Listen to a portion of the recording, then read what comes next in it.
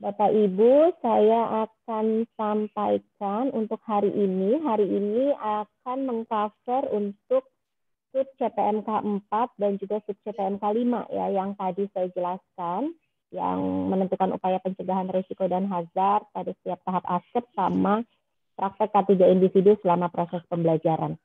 Jadi materi pertama itu ini dulu. Ini dikit suara dulu. Baik, apakah sudah muncul Bapak Ibu? Sudah jelas? Sudah, Bu. Sudah, Bu. Ya, terima kasih. Ya. Sepertinya belum bergabung semua ya. Masih ada beberapa. Ya, Nah, Bu. ya nggak apa-apa, kita ini saja ya. Kita jalanin aja ya Pak Subur ya. Siap, Bu. Baik, kita membahas tentang biological safety, bagaimana kita memutus rantai infeksi. Saya yakin Bapak Ibu sih sudah terbiasa ya terhadap hal ini, ya karena Bapak Ibu sudah berkecimpung langsung ke dalam pelayanan keperawatan, tapi sekarang memang mau tidak mau harus kita sama-sama refresh lagi gitu, karena oh iya sebenarnya sih udah tahu lah keseharian gitu, tinggal bagaimana sebenarnya secara konsep. Nah, ketika kita lihat ya bagaimana sih cara memutus rantai infeksi, pastinya dia ada host, agent, dan environment ya. Ada hostnya, ada agentnya, dan juga efek lingkungannya yang mempengaruhi putus atau tidaknya mata rantai infeksi itu tadi. Nah, kita awali dari agennya dulu atau dari agentnya. Ketika kita bicara mengenai agen infeksius, pasti kita membahas apa sih yang bisa membuat terjadinya sebuah infeksi. Ya, semua udah tahu nih Bapak Ibu ya, yakin deh saya mah, bakteri, jamur, dan juga virus. Nah, dari sini mau tidak mau kita bisa lihat apa penyebab dari, apa diagnosis yang mungkin muncul akibat dari agen infeksius ini.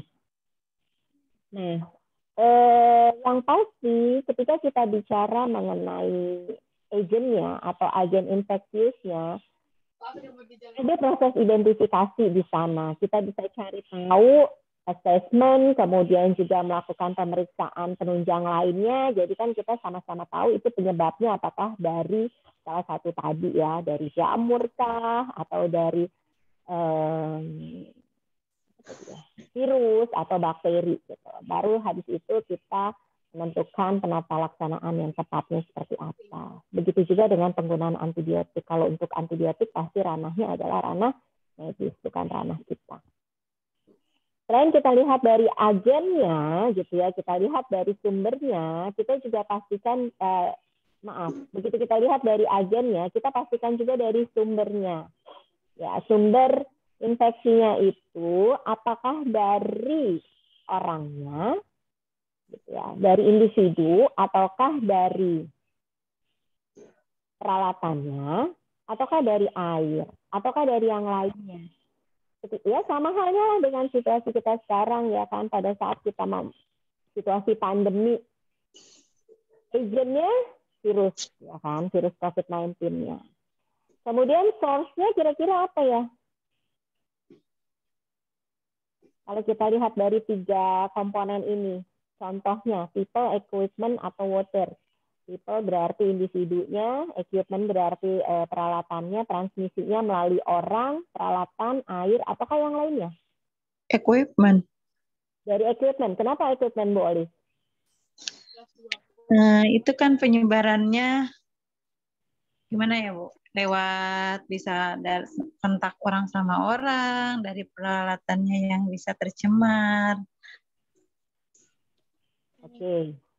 Artinya peralatannya tercemar, bagaimana bisa terjadi transmisi? Dari orang juga. Kalau contohnya kayak sekarang, kasus COVID-19, artinya dari mananya? Lebih ke people ya? People, Bu.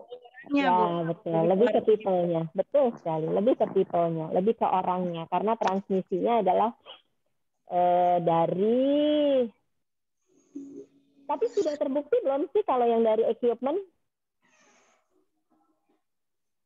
Saya belum pernah baca soalnya. Jadi perpindahan virusnya dari peralatan yang bekas pakai gitu, apakah memang sudah valid pembuktian itu?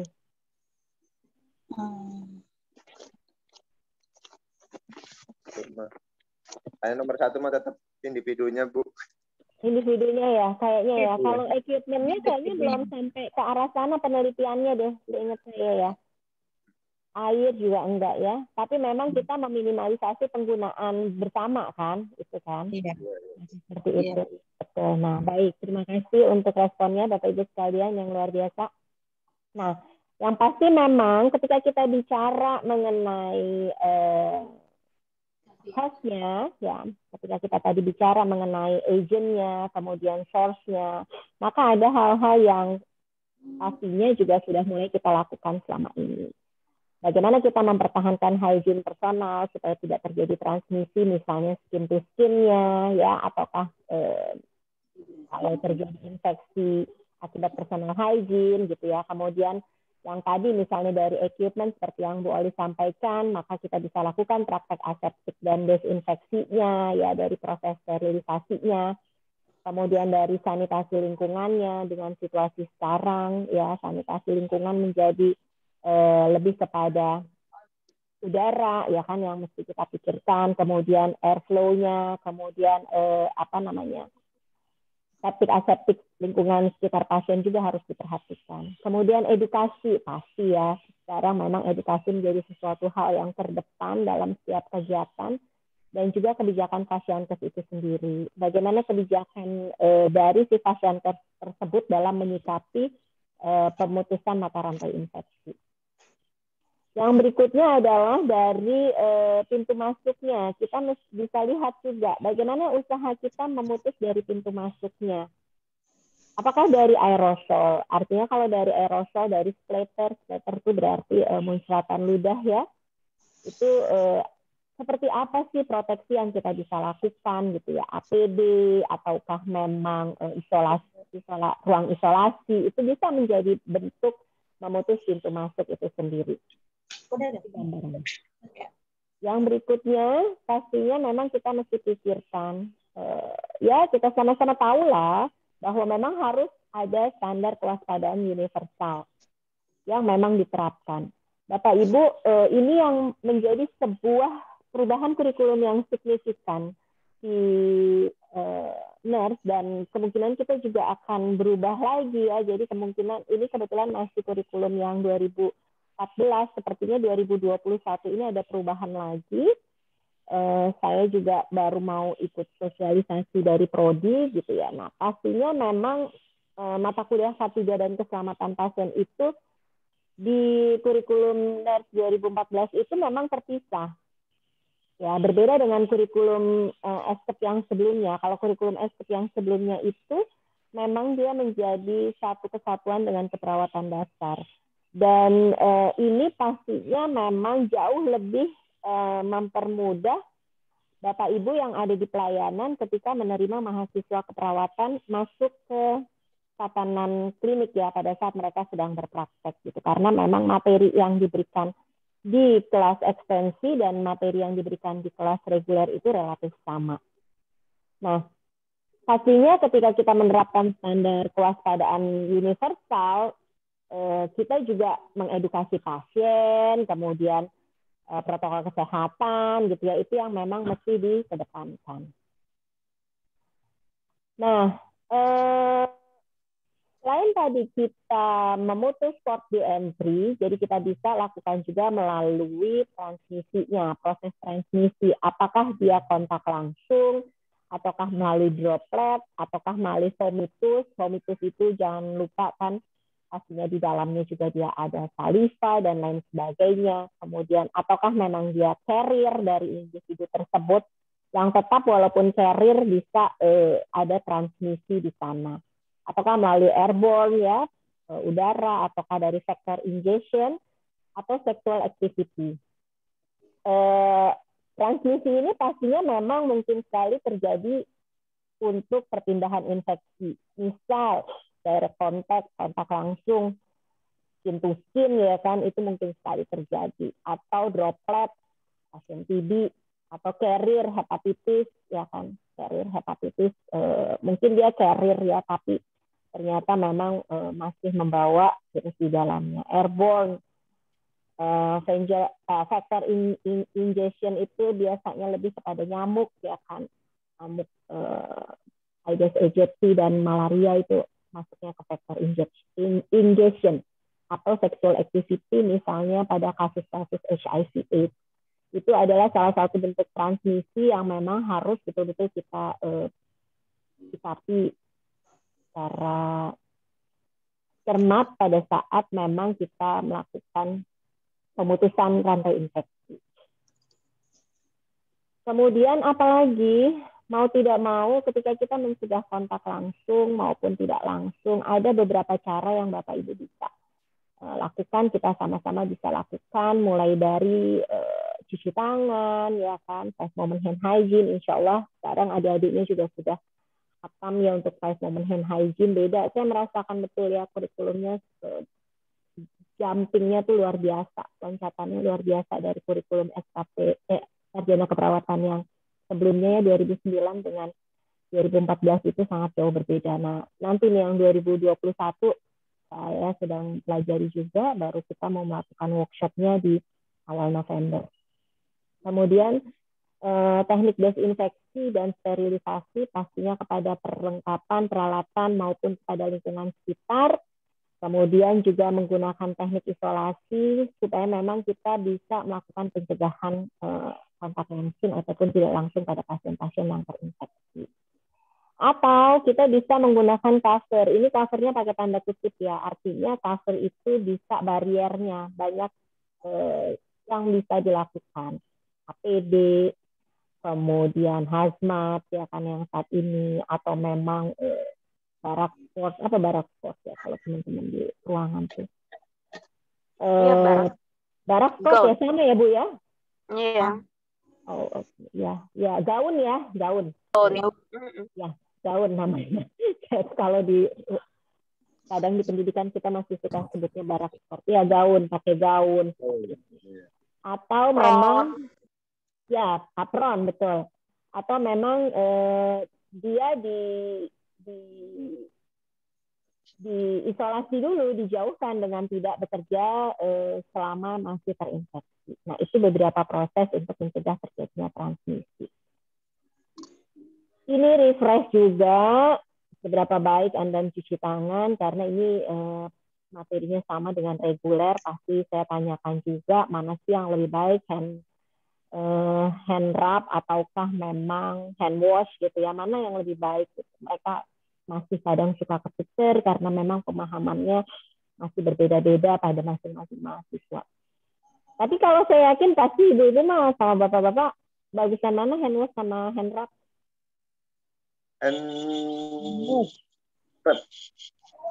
Tergantung. Ya, tergantung apa Bu Lia? Tergantung untuk kita mau melakukan apa kan. Kalau misalnya kita hand rub itu, kita berapa kali hand rub baru bisa cuci tangan dengan menggunakan hand wash gitu kan. Hand rub 3 kali kita melakukan hand rub, setelah itu kita melakukan hand wash kan, seperti itu. Jadi ya saya bilang sih nggak semuanya hand rub buruk ataupun hand wash tuh lebih baik, nggak juga gitu. Baik.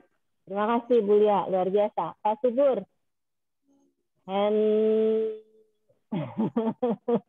ragu soalnya tadi. Mana lebih ini Pak Subur? Kalau menurut saya sih hand wash ya, karena dia lebih merata, karena ininya kebersihannya tuh lebih ini, jadi untuk kesterilannya tuh lebih plus lah. Artinya hand rub nggak merata gitu? Ya tetap merata Bu, tapi lebih inilah pokoknya lebih baik, lebih bersih.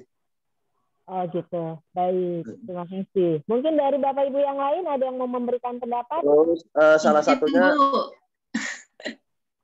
Salah satunya belum selesai pas subuh. ya, Oh ya. ini kadang ada yang alergi, banyak yang alergi yang hand rub, yang nggak tahan, karena kan hand rub itu kan ya walaupun alkohol, tapi kadang ada yang nggak kuat juga, ada yang sensitif.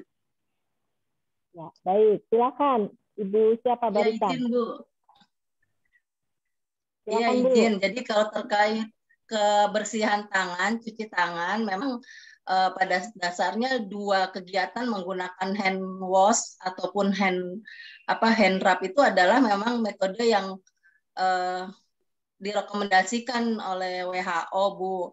Jadi memang kapan sih waktunya menggunakan hand wash atau sabun di bawah di air mengalir dan kapan menggunakan hand rub, seperti itu aja sih. Jadi kalau memang menggunakan sabun berarti kalau memang tangan kita tampak kotor, tapi kalau memang menggunakan hand rub karena memang waktunya lebih singkat, jadi memang sewaktu-waktu di saat kita memang yang mungkin familiar di keperawatan 5 momen cuci tangan, nah itu saat kontak dari pasien ke pasien, nah itu kan membutuhkan waktu yang untuk lebih singkat kita diinikan untuk menggunakan hand rub seperti itu. Tapi kalau saat kita setelah memakai sarung tangan, itu kan biasanya kita karena setelah selesai kegiatan ya, jadi ya pastinya agak kotor, apalagi sarung tangan juga ada kandungan bedak tuh saat udah dilepas ya, kita jangan menggunakan hand rub, tapi menggunakan hand wash atau sabun seperti itu. Setuju. Ya, baik. Terima kasih. Luar biasa. Artinya memang sepakat semua bahwa tidak selamanya hand rub itu terus-terusan dipakai gitu ya, betul ya? Betul, betul. Nah, sepakat, betul sekali. Karena memang ada pengecualian pada tindakan-tindakan tertentu, utamanya ketika kita kotor atau memang setelah melakukan tindakan yang kontak dengan cairan tubuh pasien gitu ya, atau memang harus melakukan prosedur lain yang berbeda pada pasien yang berbeda. Kadang-kala memang kita, betul, saya sepakat sekali, luar biasa. Ya, nah ini yang kadang memang saya titip ya, jadi saya titip nih, yang memang kadang adik-adiknya masih belum bisa, adik-adik reguler itu mereka masih walaupun sudah diingatkan seperti ini, mereka kadang masih mencari hal yang mana paling mudah gitu. Nah, ini sebenarnya saya jadi masuk sisi manajemennya nih. Ini sebenarnya salah satu bentuk supervisi yang paling mudah untuk mengetahui sejauh apa sih pemahaman junior kita gitu ya, hanya dari melalui diskusi seperti ini gitu. Artinya, oh iya, ketika kita membuat sebuah standar, betul bahwa memang hand rub itu dilakukan 3-4 kali, baru kalau memang tidak terlalu kotor, baru habis itu kita hand wash ya kan. Nah, pengecualian kalau misalnya memang ada di antara teman-teman kita yang alergi dan lain sebagainya, maka itu udah kasus yang berbeda lagi. Ya, terima kasih Bapak Ibu, luar biasa untuk ininya, responnya. Nah, yang berikutnya, saya lanjut ya. Bagaimana kita memutus port di entry? Ya, port di entry ini artinya area masuknya.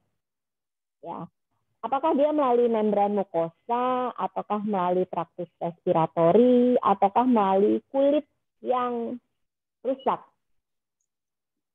Jadi kebayangnya, ketika port di entry-nya adalah hal-hal ini, maka kita juga mesti pikirkan, ini yang kemarin sempat saya sampaikan kepada, baru minggu inilah saya sampaikan juga kepada adik tingkat, karena memang mereka masuk pada materi yang sama juga. Pastikan bahwa memang port entry-nya itu tidak terkena patogen. Ya, tidak beresiko untuk masuk dari yang agent tadi. Misalnya melalui hidung. Hidung artinya di sana ada mukosa membran. Mulut, mata, saluran kemih, luka terbuka, artinya breaking skin di sana. Atau misalnya melalui vagina, anus, dan lain sebagainya. Nah, hal ini yang memang betul-betul harus kita perhatikan ketika kita melakukan beberapa tindakan berikut. Karena ini bisa menjadi port entry dari agent yang tadi sudah kita bahas di slide sebelumnya. Selain itu, kita juga mesti pikirkan bagaimana sih kita memutus rantai host yang rentan. Host yang rentan itu artinya memang individu-individu yang memang dia beresiko tinggi untuk terpapar infeksi. Di antaranya pasien kanker, ya. Saya yakin Bapak Ibu sudah terbiasa merawat pasien-pasien yang ada di list ini, ya, penderita AIDS, diabetes, pasca transplantasi, yang dengan luka bakar, atau bayi dengan pembedahan, lansia dengan pengobatan imunosupresi, atau host yang memang dia punya penyakit dasar lainnya. Tidak-tidaknya kalau kita sudah pahami bahwa pada pasien-pasien ini harus kita perhatikan, maka risiko infeksi pun bisa kita tekan terhadap pasien-pasien yang rentan tadi. Baik. Susah nggak sih memutus mata rantai infeksi? Pastinya tidak. Ya, karena memang bukan hanya tanggung jawab kita sendiri, tapi menjadi tanggung jawab kita bersama. Ya, itu gambarannya ketika kita membahas mengenai memutus mata rantai infeksi. Itu untuk slide yang pertama.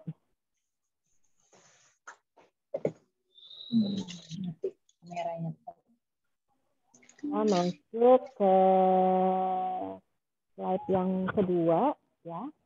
Sampai di sini mungkin Bapak Ibu kalau misalnya mau sharing session boleh, ya, silahkan.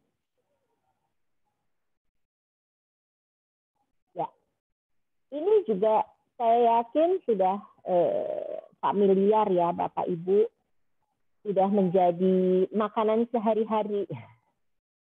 Ya, sudah menjadi makanan sehari-hari ketika kita melakukan pencegahan cedera jarum suntik. Nah, ini dua slide ini memang menjadi dua slide yang saya tidak spesifikkan kepada risiko dan hazard pada proses pemberian asuhan keperawatan seperti yang dua topik terakhir yang akan dibahas oleh teman-teman dari dua kelompok. Tapi dua hal ini yang memang menjadi bagian dari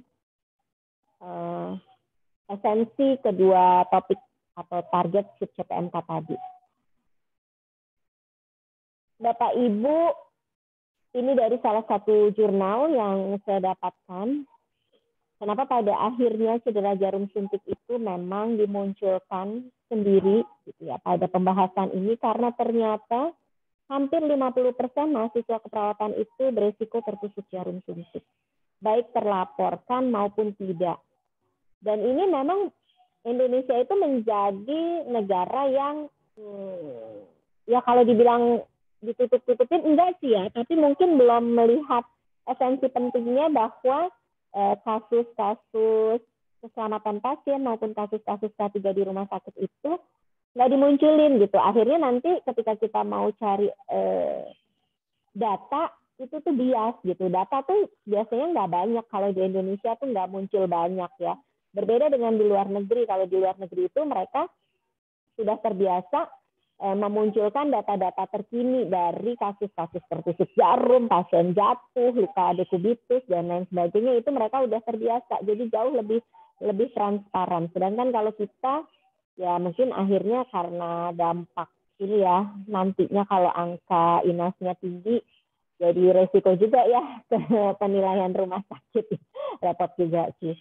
Nah, ketika kita bicara mengenai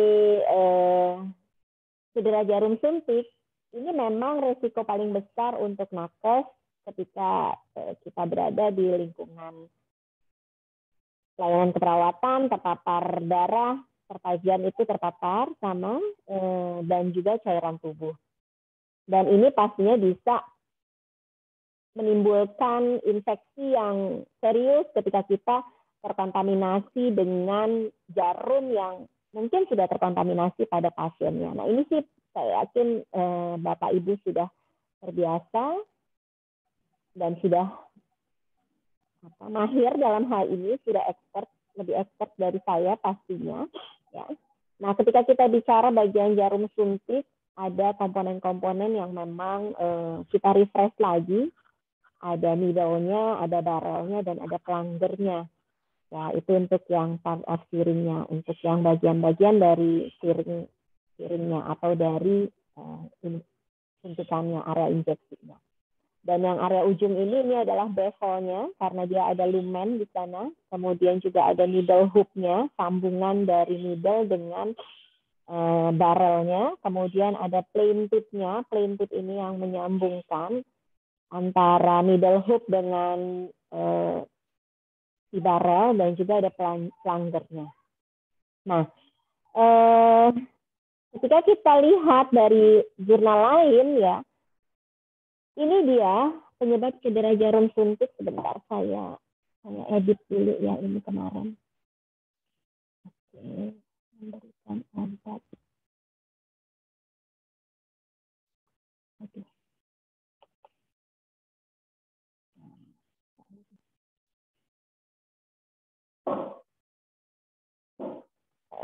Nanti saya perbaiki, ini sepertinya mau diedit.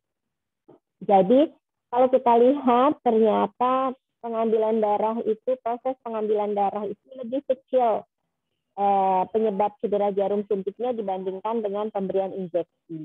Nah, ini sebenarnya bisa menjadi satu data ketika Bapak Ibu melakukan penelitian sederhana di rumah sakitnya, gitu ya. Mungkin ini bisa menjadi evaluasi untuk kasus identifikasi resiko. Jadi sebenarnya ya Bapak Ibu, nanti kan ketika Bapak Ibu sudah menyelesaikan pendidikan profesi nurse, pastinya tuntutan yang lain akan berubah lagi gitu ya. Ketika Bapak Ibu sudah menyelesaikan pendidikan profesi nurse, pastinya ada tuntutan-tuntutan untuk melakukan penelitian-penelitian sederhana di ranah pelayanan. Nah, sebenarnya Bapak Ibu bisa aja mengambil dari hasil identifikasi resiko yang memang sudah ada gitu dari per bulannya ataukah per tahunnya ya, dari data-data itu bisa dimunculkan sebagai sebuah penelitian sederhana. Itu cara paling mudah ya, sehingga nanti hasil dari penelitian itu bisa menjadi perbaikan untuk pelayanan keperawatan ke depan dan juga bisa menjadi rencana strategi berikutnya gitu. Nah, itu gambaran yang memang saya bisa tambahkan pada mata kuliah ini. Jadi salah satu contohnya, ini saya lupa tampilkan ini jurnal tahun berapanya ya. Ingat saya sekitar 2008, jadi udah cukup lama. Ya, 2008. Nah, ini ternyata kalau dilihat prosedur memberikan injeksi itu lebih tinggi terjadinya cedera jarum suntik dibandingkan proses pengambilan darah. Kemudian pemberian obat injeksi itu juga beresiko terjadinya cedera jarum suntik. Untuk yang 17% ini adalah pemasangan kanulasi IV atau pemasangan infus ya, kanulasi IV. Kemudian yang 4% ini adalah membuka jarum. Ini posisi kanan saya ini salah. Membuka jarum. Jadi proses membuka jarum juga ternyata beresiko terjadinya cedera jarum suntik.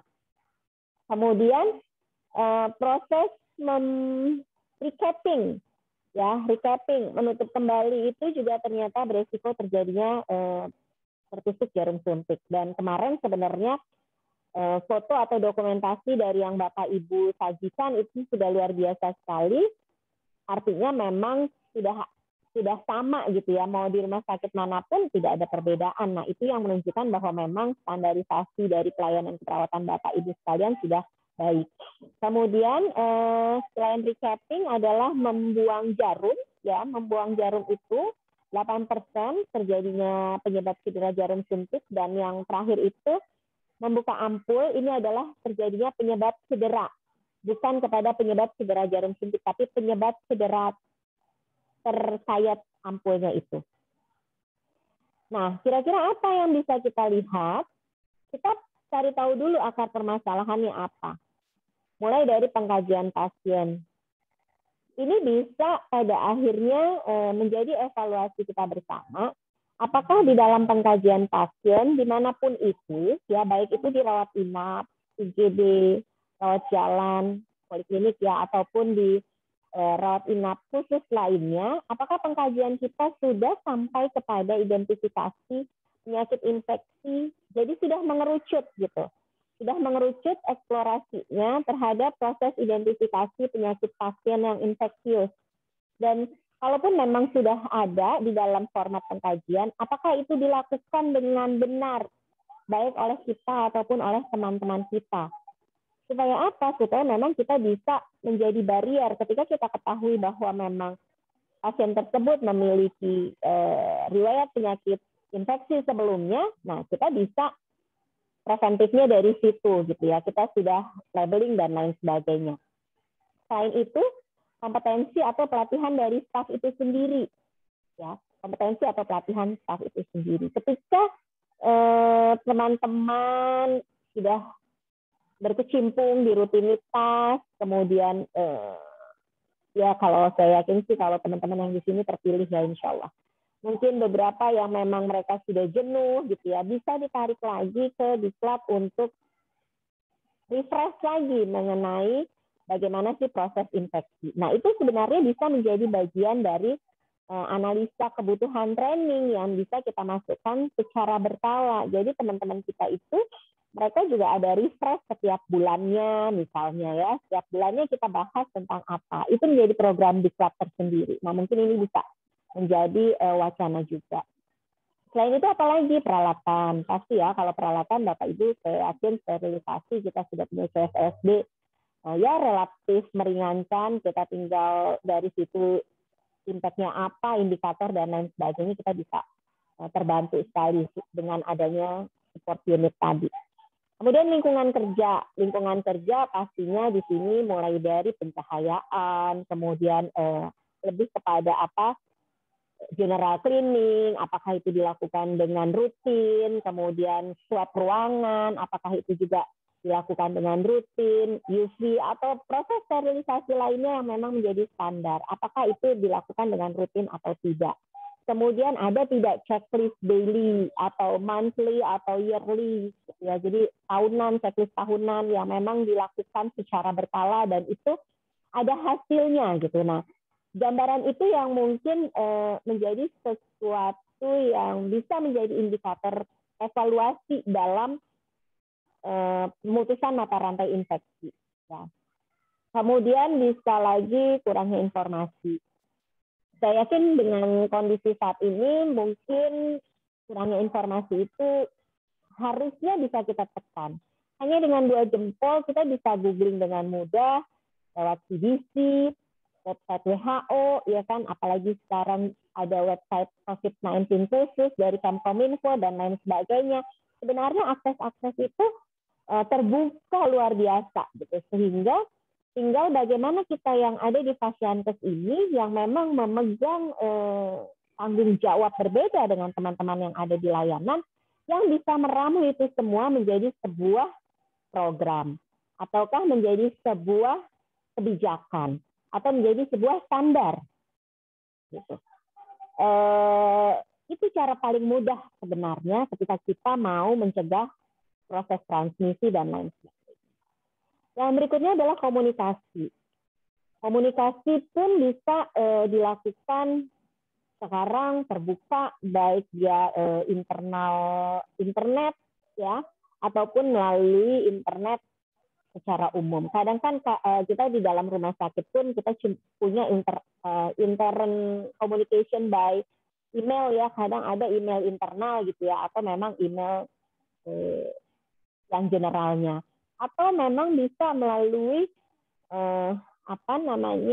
signage tanda-tanda yang memang bisa menunjukkan bahwa seperti beberapa waktu lalu beberapa teman sudah menyampaikan mengenai risiko kimia gitu. Artinya kan sebenarnya tanda-tanda itu bisa dengan mudah kita munculkan gitu. Nah, disinilah yang pada akhirnya saya yakin mungkin Bapak Ibu sebenarnya sudah punya banyak mimpi di dalam kepalanya gitu, tetapi karena terkait dengan rutinitas gitu ya, akhirnya membuat jadi semuanya nanti dulu deh gitu ya, prioritasnya menjadi ABC-nya. Dan saya yakin dengan situasi sekarang kita bisa online dan lain sebagainya, itu bisa memudahkan kita dalam sisi perbaikan program. Kemudian belum baiknya peraturan mengenai prosedur. Ini pada akhirnya memang menjadi kendala ketika setiap kali kami menurunkan mahasiswa ke pelayanan. Jangankan mahasiswa itu diizinkan untuk melihat SOP dari dari pasienkes tersebut. Kadang kami sendiri juga belum memiliki SOP-nya, gitu ya. Dalam artian kalau SOP bagaimana melakukan komunikasi dengan kepala ruangan gitu, itu enggak ada SOP-nya. Memang secara ilmu diberikan, secara teori diberikan, secara praktek itu juga diberikan, tapi tidak dimunculkan dalam bentuk kebijakan atau standarisasi di pendidikan itu sendiri gitu. Nah, kadangkala akhirnya itu membuat menjadi kendala bagi mahasiswa didik ketika mereka juga tidak mendapat sosialisasi dengan baik di pasienkes tersebut gitu. Tapi alhamdulillahnya kalau saat ini ketika kami menurunkan mahasiswa keperawatan, selalu di setiap awal pembelajaran mereka sudah mendapatkan refresh mengenai konsep keselamatan pasien PPI dari semua rumah sakit yang dijadikan lahan praktek mahasiswa. Atau masalah personal. Kadangkala beberapa individu mengabaikan. Tidak kita pungkiri, mungkin kita sudah strict ya, kebijakan sudah baik, tapi akhirnya si individu itu sendiri yang mengabaikan atau bahkan memang ada yang masih membutuhkan supervisi langsung dari atasannya. Yang terakhir adalah adanya halangan untuk proteksi pasien dan perlengkapan, baik itu dari sisi sarana, prasarana, kelengkapan peralatan dan lain sebagainya. Ini teori saja, ada beberapa jenis jarum, ada disposable syringe, suture needle, swing needle, wing steel needle ya ini teori aja. Nah, kebetulan mahasiswa kami berapa tahun yang lalu ya. 3 tahun yang lalu 3 tahun yang lalu itu pernah ada yang terkena jarum suntik ya, itu di salah satu rumah sakit pemerintah tempat mereka berpraktek, dan kebetulan begitu diidentifikasi ternyata pasiennya memang hepatitis B atau C, saya lupa, itu positif. Ya jujur pada akhirnya dampak dari cedera jarum suntik ini sangat luar biasa. Secara fisik pastinya akan ada risiko untuk terpapar beberapa penyakit-penyakit infeksi. Secara psikologis, apalagi kalau mahasiswa keperawatan, ya mereka juga takut, kemudian khawatir. Saya yakin semua juga pasti akan seperti itu. Dampak psikologis juga akan ada. Kemudian dampak finansial ketika memang harus membutuhkan pengobatan, ya seandainya memang ternyata si individu tersebut terpapar dan pada akhirnya harus membutuhkan intervensi secara berkala, ya mau tidak mau itu akan berdampak kepada finansial dan juga kepada sosial dan keluarga. Artinya memang risiko untuk transmisi kepada keluarga itu juga menjadi risiko dari cedera jarum suntik. Meminimalisir kontak dengan benda tajam. Saya yakin Bapak Ibu sudah terbiasa dengan hal tersebut. Membuang jarum dan strip dalam satu kesatuan, tidak menutup jarum kembali, langsung buang, dan kalau ada yang rusak bisa langsung nggak dipakai lagi. Itu sebenarnya sudah biasa banget ya. Ini cara-caranya, ya hanya gambar-gambarnya saja yang saya munculkan, misalnya pada jarum yang tidak rusak, jarum yang rusak. Kemudian pencegahan berikutnya ya pemakaian APD, ya bisa dengan menggunakan sarung tangan 2 lapis atau menggunakan teknik no touch karena ternyata ini terbukti bisa menurunkan angka perforasi perkutan, artinya menurunkan angka kerusakan atau sobekan perkutan pada nakes. Kemudian vaksinasi ini saya baru menghimbau mahasiswa, belum sampai kepada melakukan pendekatan sama Bu Ilah sebagai Kaprodi terkait dengan vaksinasi hepatitis bagi mahasiswa keperawatan ya.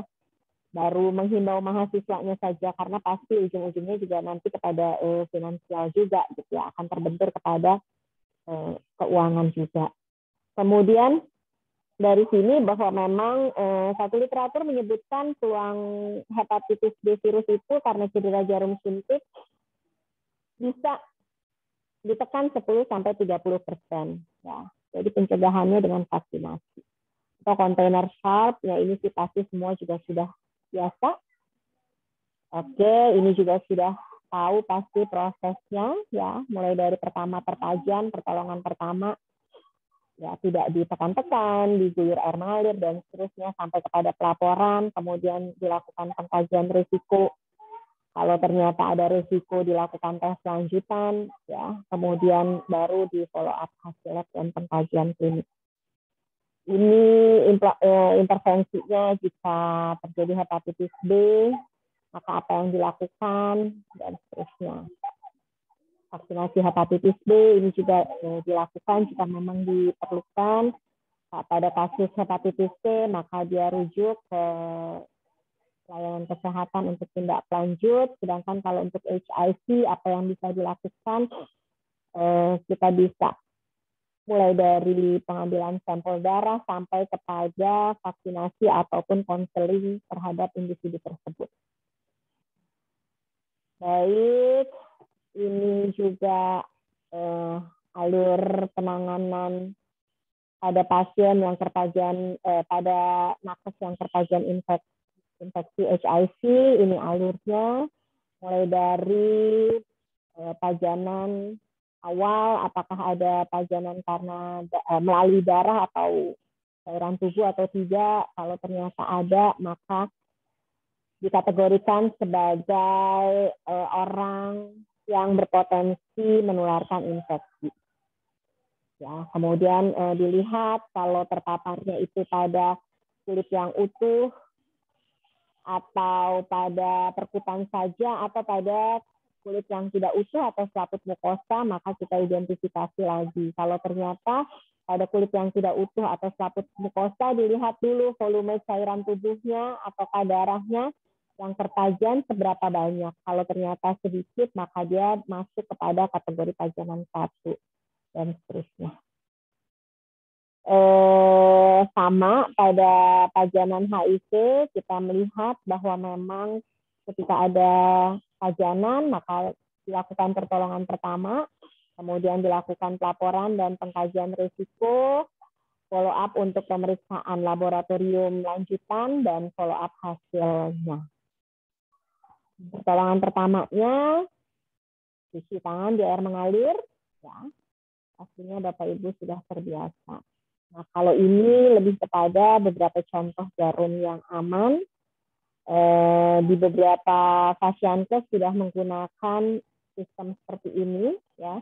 Mulai dari yang dia kalau vakuteiner sudah biasa, atau dia yang needle-nya langsung safety lock, ya, safety lock yang dia langsung terkunci atau dia langsung ada apa saya bahasanya ya. Jadi dia kayak bukan butterfly ya, ya kayak butterfly. Jadi dia kayak langsung mengembang si needle-nya, itu juga sudah biasa dilakukan. Itu mungkin sedikit menambahkan untuk teman-teman untuk hari ini. Untuk minggu depan kita lakukan presentasi terlebih dahulu bagi 2 kelompok yang tersisa. Mungkin seperti itu yang saya bisa tambahkan untuk hari ini. Silahkan kalau ada yang mau didiskusikan. Kalau tidak ada, ya ditutup berarti.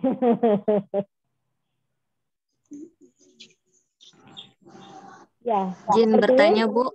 Silahkan Mbak Heni. Untuk minggu pekan yang untuk presentasi itu satu kelompok satu judul, apa langsung dalam satu minggu itu jadi 2 kelompok yang tampil ya Bu, karena minggu ini tidak ada yang presentasi? Ya betul, jadi minggu depan kita langsung 2 kelompok yang tampil. Oh baik Bu. Ya, supaya habis itu kita langsung masuk ke keselamatan pasien. Oh baik Bu. Gambar ya Mbak. Ya.